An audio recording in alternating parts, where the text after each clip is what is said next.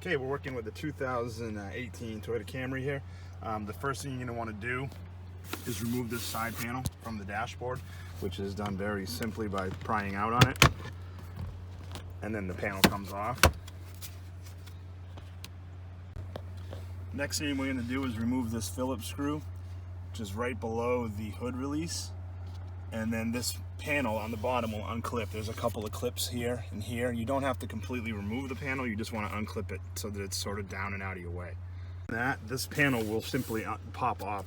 This piece here will also sort of pop out right here because this panel is underneath it. But it's, again, very simple. Just go ahead and pull this panel and this whole panel will pop off and you can move it down and out of your way.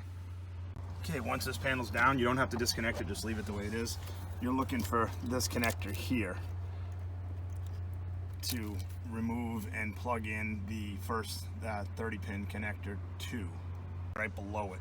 So you're going to be doing both of these connectors, unplugging them and plugging my mating connectors into here and these back into the mating connectors.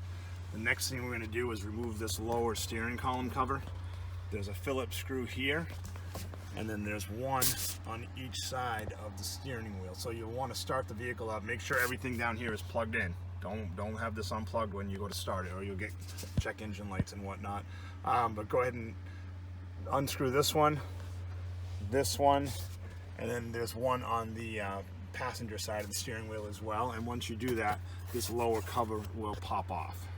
The connector you're looking for on the driver's side of the steering column is this guy right here. You want to unplug that one and plug my mating connector into it there as well. For those connections, you can program the remote starter, and once you've programmed the remote starter, of course, you want to test it. All those instructions are in the remote starter kit, and then as long as everything tests fine, tie all your wires back up. I tie the remote starter up in here when I do them, and then just put everything back together the opposite way that you took everything off.